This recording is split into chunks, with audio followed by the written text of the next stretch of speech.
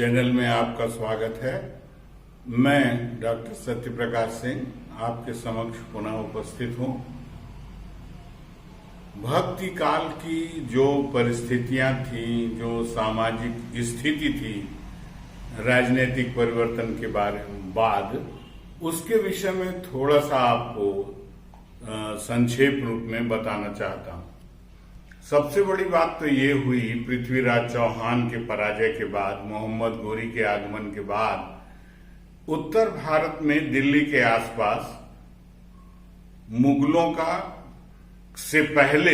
से पहले सबसे पहले गुलाम वंश, जिसमें बलबन और रजिया सुल्तान आते हैं, गुलाम वंश, फिर खिलजी वंश, फिर उसके बाद सैयद वंश, फिर तुगलक वंश और उसके बाद लोधी वंश आया, जिसने हिंदुओं के ऊपर बहुत अधिक अत्याचार किया। इससे जो राजनीतिक परिवर्तन से जो समाज था वह भी बहुत अधिक परिवर्तित हुआ। सामाजिक परिवर्तन का कारण मुस्लिमों की द्वारा किया गया अत्याचार और उनका धर्म और हिंदू धर्म एकदम विपरीत था। उनकी दोनों की संस्कृतियां एकदम विपरीत थी। यही कारण है कि हिंदुओं को उन्होंने अपने धर्म में बलपूर्वक शामिल करना प्रारंभ किया। ऐसे में हिंदुओं के अंतर्गत भी जाति प्रथा बड़ी कठोरता से आ गई। ब्राह्मण वर्ग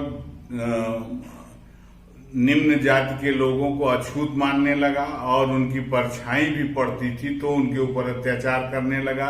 यह तो हिंदू धर्म की बात हुई। इसके साथ साथ जब मुस्लिम आक्रमण हुआ और उन्होंने यहाँ पर जनता को, उसके परिवार को, समाज को ध्वस्त करना प्रारंभ किया, तलवार के जोर पर मारना, काटना और अत्याचार प्रारंभ किया, तो इसी समय सती प्रथा का भी जन्म हुआ और बाल विवाह का जन्म हुआ। धीरे धीरे अलाउद्दीन खिलजी के आते आते तो जौहर प्रथा भी, जिसमें सैनिकों की पत्नियां जल जाती थी, जल मरती थी अग्नि में कूदकर, जौहर प्रथा का भी प्रारंभ हुआ। इसी के समकक्ष आप यह समझें कि हिंदू समाज ने मुसलमानों को म्लेच्छ कहना प्रारंभ किया। म्लेच्छ से तात्पर्य, जैसे आप ठेठ हिंदी में मलिक्ष कहते हैं, माने अशुद्ध प्रवृत्ति के लोग, या वे जो गंदे रहते हैं, ऐसे लोग। तो उनके प्रति जो अछूत की भावना प्रारंभ हुई वह समाज के लिए बड़ी घातक रही। इसके साथ साथ जो हिंदू अमीर होते थे उनसे भी लूटपाट होती थी और लूटपाट करके उनके धन को छीनने का, लूटने का प्रयास सदैव रहता था। साथ ही जो हिंदू कामगार काम करते थे, चाहे किसान हो, चाहे निर्माण करने वाले बुनकर हो, कोई भी, उनसे वस्तु तो ले लेते थे, अनाज तो ले लेते थे, लेकिन उनका मूल्य समुचित नहीं दिया करते थे। इससे हिंदुओं में आर्थिक विपन्नता की स्थिति भी बहुत अधिक फैल गई थी। ऐसे समय में रामधारी सिंह दिनकर का भी यही कहना है कि वास्तव में जो द्वेष का, असहिष्णुता का भाव हिंदू और मुसलमानों के बीच में पल्लवित हुआ, उसने ही आगे चलकर सांप्रदायिकता का रूप लिया। यहाँ यह बात भी मुझे बताना है आपको कि जब लोधी वंश को पानीपत के युद्ध में बाबर ने हराया और फिर उसके बाद राणा सांगा से भी युद्ध करके बाबर ने अपनी कूटनीतिक चालों से उनको हराया, तब संपूर्ण उत्तर भारत में मुगलों का आधिपत्य हो गया। मुगलों का आधिपत्य जब उत्तर भारत में हुआ तो धीरे धीरे उनके अंदर हिंदुओं के प्रति सहिष्णुता का भाव जागृत हुआ। लगभग यही समय भक्ति का भी उद्भव इसी समय हुआ और भक्ति ने धीरे धीरे सांस्कृतिक चेतना के रूप में प्रवेश किया हिंदू समाज में।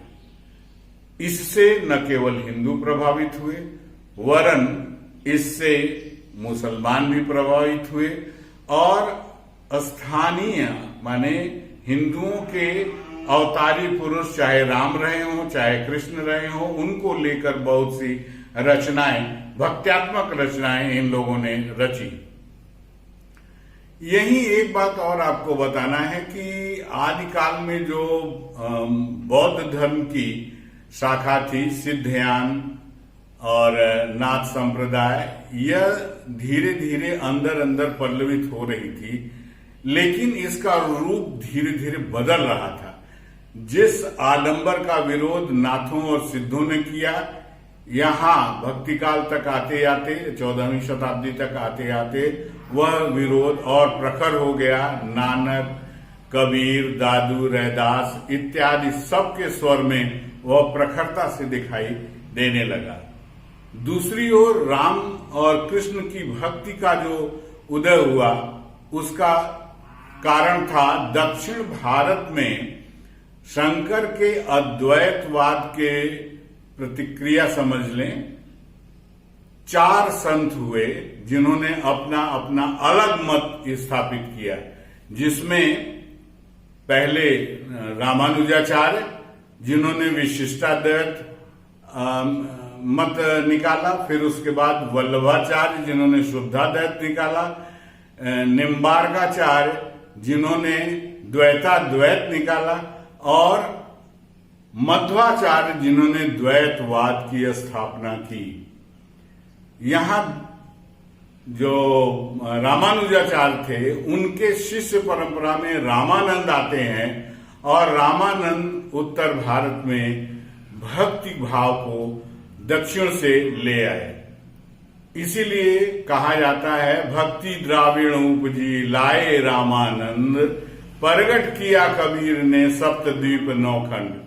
यहाँ एक बात और जानने की है कि रामानंद ने राम भक्ति का जो प्रसार किया अपने श्री संप्रदाय के माध्यम से, उसमें एक और ज्ञान मार्गी कबीर आते हैं जो निर्गुण मार्गी हैं, भगवान का निर्गुण रूप मानते हैं, जिनका कोई रूप रेख नहीं है। दूसरी ओर राम भक्त तुलसीदास आते हैं जो राम को के सगुण रूप को मानते हैं। उनकी एक रेखांकित शरीर है और उनका एक विचार है, भाव है, उनको मानते हैं। इस प्रकार राम की भक्ति निर्गुण और सगुण दोनों रूपों में, एक और कबीर और दूसरी ओर तुलसीदास के रूप में पल्लवित हुई। हालांकि तुलसीदास भी ये मानते हैं कि निर्गुण और सगुण में कोई भेद नहीं है, लेकिन सामान्य जन चूंकि निर्गुण को नहीं समझ सकता है, शून्यवाद को नहीं समझ सकता है, इसलिए सगुण रूप की हम प्रार्थना करते हैं, सगुण रूप की को हम मानते हैं। दूसरी ओर वल्लभाचार्य ने अपना मत उत्तर भारत में स्थापित किया। ये कृष्ण भक्ति संप्रदाय से संबंधित थे। इनकी शिष्य परंपरा में विठलनाथ आदि आते हैं जिन्होंने कृष्ण भक्ति के क्षेत्र अर्थात मथुरा और वृंदावन के क्षेत्र में कृष्ण की उत्पत्ति और उनका जन्म और उनकी बाल लीलाएं और सारी क्रीड़ाएं वहां पर मानी और मानने के बाद उन्होंने वहीं पर प्रसारित भी किया इस भक्ति भाव को, जिसमें प्रेम तत्व सबसे ज्यादा रहा। इस प्रेम तत्व के कारण ही सूरदास ने इसे सर्वाधिक पल्लवित किया। लेकिन सूर के साथ साथ नंददास भी थे, परमानंद दास थे, कुम्भन दास थे, मीराबाई, ये सारे लोग जो है ये कृष्ण भक्ति संप्रदाय से जुड़े हुए हैं। इस प्रकार वल्लभाचार्य ने कृष्ण भक्ति संप्रदाय, सगुण मार्गी के कृष्ण भक्ति संप्रदाय का प्रचार प्रसार किया। यह आपको थोड़े में मैंने बताया। अब उसके बाद यह जो आगे की बात है वह मैं लिखित रूप में आपको दिखा रहा हूं और वो बता रहा हूं। हिंदी साहित्य कोश में इस काल की सांस्कृतिक चेतना के विषय में विस्तृत विवेचन किया गया है। इस धार्मिक आंदोलन की कदाचित सबसे बड़ी विशेषता यह है कि इसमें जहां एक ओर ऐसी विशेषताएं और धार्मिक संकीर्णताएं दिखाई देती हैं जिनकी संगति मिलना असंभव प्राय जान पड़ता है, वहां इतनी मूलभूत एकता है और व्यापकता है जो मानव मात्र को ही नहीं, पशु पक्षी कीट पतंग जड़ चेतन सभी को एक सूत्र में बांधकर समेटती चलती है। मुसलमानों के शासन काल में भक्ति काल भारतीय संस्कृति की रक्षा हेतु कवच के रूप में माना जाना चाहिए। चाहे संत भक्त कबीर हो, नानक हो, दादू रैदास रहे हो, या प्रेम मार्गी सूफी संत जायसी कुतुबन मंजन उस्मान रहे हो, या कृष्ण भक्त कवि सूरदास नंददास परमानंद दास हरिदास हो, या जीवन में मर्यादा की स्थापना करने वाले तुलसीदास रहे हो, सभी ने आध्यात्मिकता के उच्च धरातल पर जीवन को स्थापित करते हुए सांसारिक भोग विलास बाह्याडंबर सामाजिक विभेद आदि सबका निग्रह करने तथा शुद्धता और निर्मल चरित्र प्रेम के विविध भाव दया ममता सत्यनिष्ठा विश्वास आदि सद्गुणों का पग पग पर संदेश या उपदेश दिया है, जो आज विश्व बंधुत्व का संदेश देते हैं। यह बहुत महत्वपूर्ण है।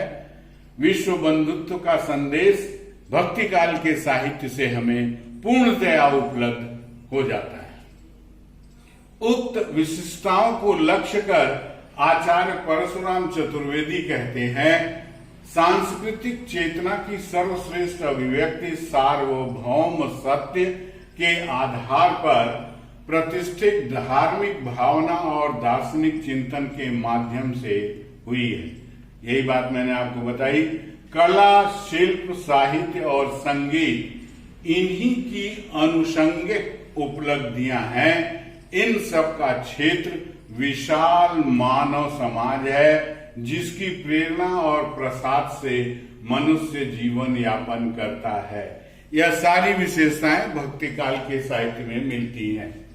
अतः यह कहना समीचीन होगा कि मानवीय मूल्यों की स्थापना एवं मानव को मानवता युक्त करने का संदेश इस काल की सांस्कृतिक चेतना देती है। इस काल में आलवार संतों का विशेष महत्व है जिन्होंने भक्ति को प्रतिपादित किया है, जिनकी भक्ति उत्तर भारत में आकर इस तरह से निवेदित हुई है। आगे उसी के बारे में आलवार संतों के बारे में। आलवार संतों का कार्य क्षेत्र दक्षिण भारत रहा। इनकी कुल संख्या 12 माने जाती है। विद्वान कृष्ण स्वामी अयंकर ने अपनी शोधात्मक पुस्तक early history of Vaishnavan in south India में आलवार संतों का समय 2री शताब्दी से 9वीं शताब्दी तक स्पष्ट किया है, जिसमें प्रसिद्ध आलवार संत प्वायगई तथा कुमार शेखर का उल्लेख किया है। आलवार संत अशिक्षित समाज के निम्न जाति के अत्यंत विनम्र स्वभाव वाले, सीधे साधे एवं अभिमान तथा अहंकार रहित थे। ये कहा करते थे, हे परमात्मा, मैं दीन-हीन, वेदों के ज्ञान से वंचित, द्विज कुल का भी नहीं हूं, पतित, इंद्रियों को भी नहीं जीत सका हूं, किंतु भक्तों का उद्धार करने वाले परमात्मा, मैं आपके चरणों में पड़ा हूं, अतः मेरा उद्धार करो। ईश्वर के प्रति यह समर्पण भाव उत्तर भारत के निर्गुण और सगुण भक्तों में, भक्त कवियों में, उनके साहित्य में स्पष्ट मिलता है, स्पष्ट देखा जा सकता है। इसी भक्ति भावना को लक्ष्य कर रामधारी सिंह दिनकर जी कहते हैं, यह बात पूर्ण रूप से निश्चित है कि प्रपत्ति, शरणागति, आत्मसमर्पण और एकांत निष्ठा से भूषित भक्ति का सम्यक विकास और प्रचार आलवार के साहित्य द्वारा 9वीं शताब्दी के पूर्व ही संपन्न हो चुका था तथा उस समय तक दक्षिण की जनता भक्ति से पूर्णतः विभोर भी होने लगी थी। कबीरदास में भी और सूरदास के दैन्य के पद, विनय के पद और तुलसीदास के भी दैन्य और विनय के पदों में यही भाव मिलता है। संपूर्ण समर्पण, अपने को दीन मानना और भगवान मेरा कल्याण करो क्योंकि आप दीन दयाल हैं। प्रसिद्ध विद्वान नाथ मुनि ने प्रबंधम उनकी एक पुस्तक है जिसमें उन्होंने क्या किया, 4 खंडों में आलवार संतों के 1,000 पदों का संकलन किया है। प्रबंधम में संकलित पदों का विवेचन करते हुए दिनकर जी आगे लिखते हैं, पुनः लिखते हैं, साथ ही यह भी विचारणीय है कि प्रबंधम की कविता में जनता की भक्ति भावना की सीधी अभिव्यक्ति है, किंतु भागवत की रचना पांडित्य के स्तर पर की गई है। प्रबंधम भक्ति आंदोलन का ग्रंथ क्यों न माना जाए, इसका संकेत भी भागवत ही देता है, क्योंकि उसका भी मत है कि भक्ति का जन्म दक्षिण भारत में हुआ।